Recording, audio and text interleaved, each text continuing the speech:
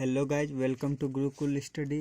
अब देखेंगे हम एक्सरसाइज 7.1 का क्वेश्चन नंबर 5, जो कि बोल रहा है किसी कक्षा में 4 मित्र बिंदुओं ए बी सी डी पे बैठे हुए हैं। यहाँ देखिए, एक ए बिंदु पे, एक बी बिंदु पे, एक सी बिंदु पे, एक डी बिंदु पे है बैठे हुए हैं। जैसा कि आकृति 7.8 में दर्शाया गया। चंपा और चमेली कक्षा के अंदर आती है और कुछ मिनट तक देखने के बाद चंपा चमेली से पूछती, क्या तुम नहीं सोचती कि ABCD एक वर्ग है? तो चमेली इससे सहमत नहीं है। तो दूरी सूत्र प्रयोग करके बताइए इनमें कौन सही है। तो हमको क्या करना है, दूरी सूत्र फार्मूला यूज करके हमको ये ABCD एक वर्ग है वो फाइंड करना है। तो हम करेंगे क्या, पहले ये ए का A B C D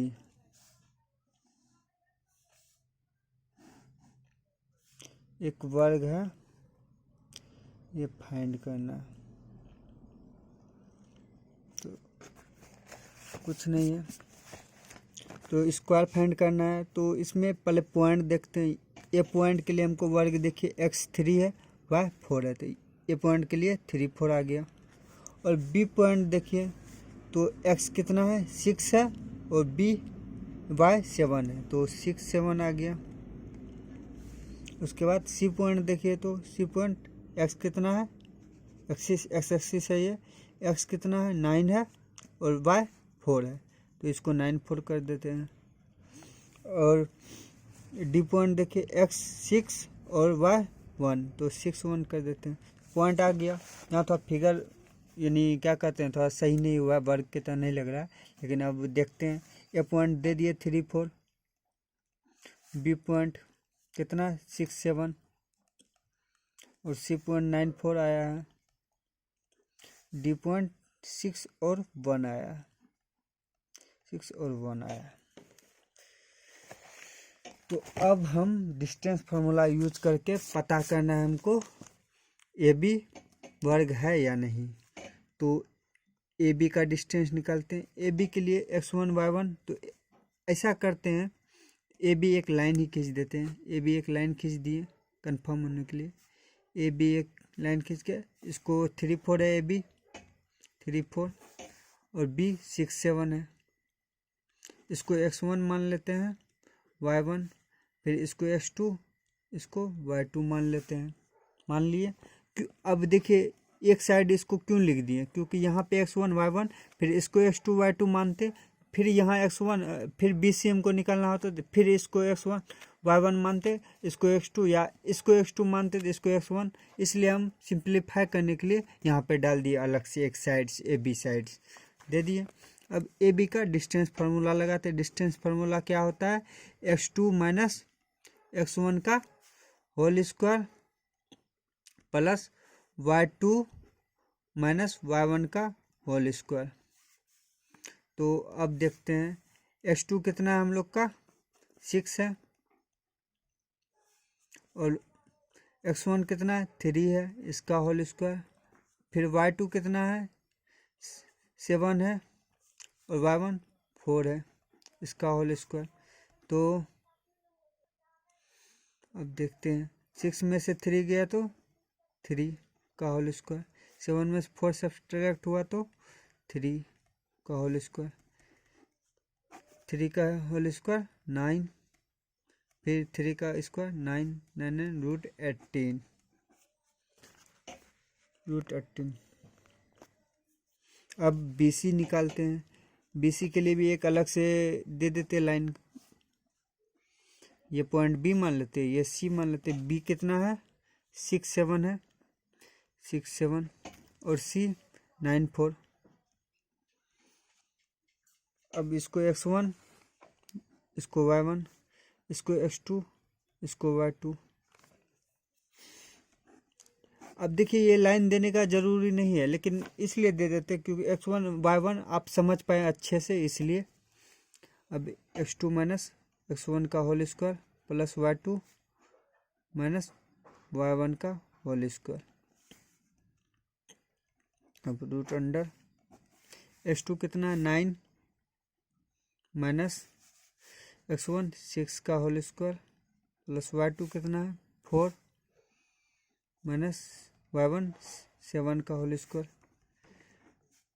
तो कितना आया, 9 में 6 गया 3 का होल स्क्वायर, प्लस 4 में से 7 गया तो -3 का होल स्क्वायर।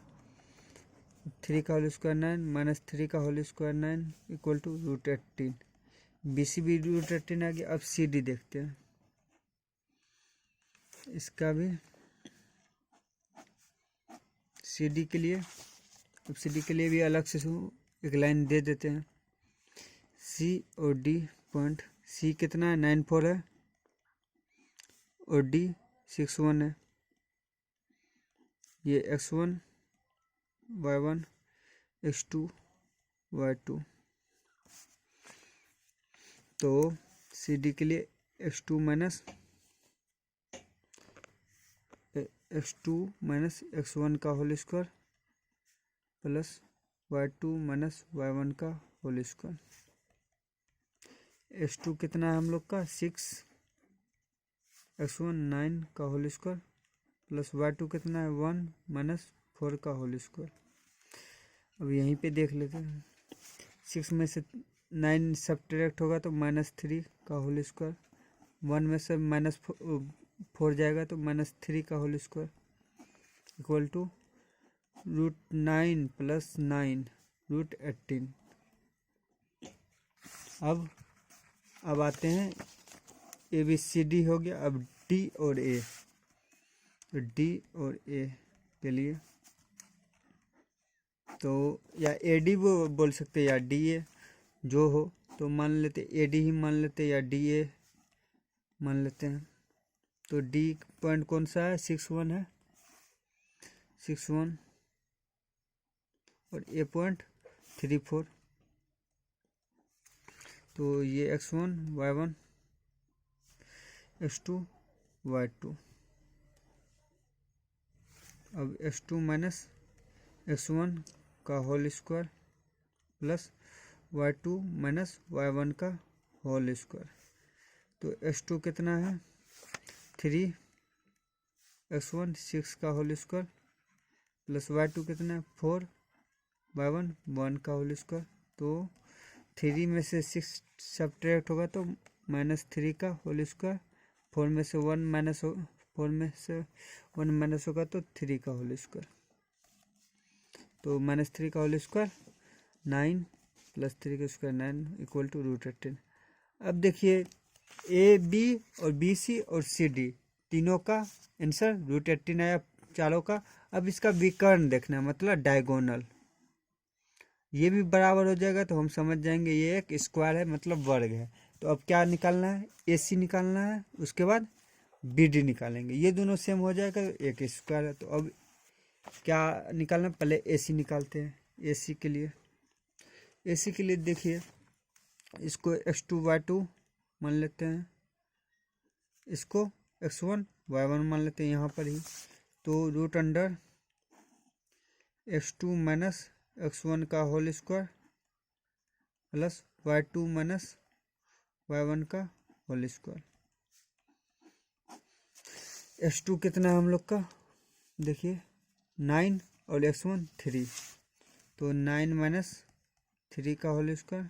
फिर y2 कितना 4 और y1 4, तो y2 4 माइनस 4 इक्वल टू, तो इससे क्या है 9 में से 3 गया तो माइनस हुआ तो 6 का होल स्क्वायर प्लस 0, तो 6 का होल स्क्वायर √36 इक्वल टू 6 ही होगा। अब BD निकालना है,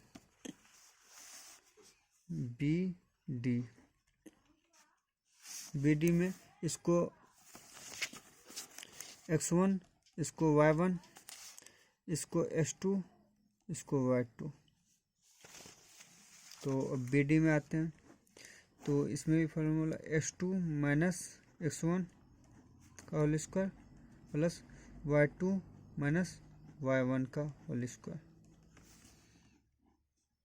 अब x2 कितना आया था 6 और x1 6, तो 6 माइनस 6 का होल स्क्वायर। अब y2 कितना आया, y2 1 माइनस 7, y2 1 y1 7, तो इसका होल स्क्वायर। तो 6 माइनस 6 0 हो जाएगा, तो और 1 - 7 तो -6 का होल स्क्वायर, -6 का होल स्क्वायर √36 = 6। मतलब इससे हम लोग को क्या फाइंड हो गया, A B equal to B C, B C equal to C D, C D equal to D A. देखिए ए बी, ये ए बी फाइंड किए तो इसका भी √18 आया, बी सी फाइंड किए इसका भी √18 आया, सी डी फाइंड किए इसका भी √18 आया, उसके बाद डी ए फाइंड किए √18 आया, और ये जो विकर्ण है इसका कितना आया, 6 आया, और ये भी विकर्ण बी डी आया, ये भी 6 आया। मतलब इसका विकर्ण भी सेम है, उसके बाद इसका चारों साइड भी सेम है। तो इसका मतलब हम जानते हैं सिंस वर्ग है, मतलब इट इज स्क्वायर। स्क्वायर मतलब जो कह रही थी इसमें क्वेश्चन कहता है क्या ABCD एक वर्ग है, हाँ ABCD एक वर्ग है। तो आंसर आ गया। थैंक यू फ्रेंड्स, वीडियो पसंद है लाइक एंड शेयर कीजिए।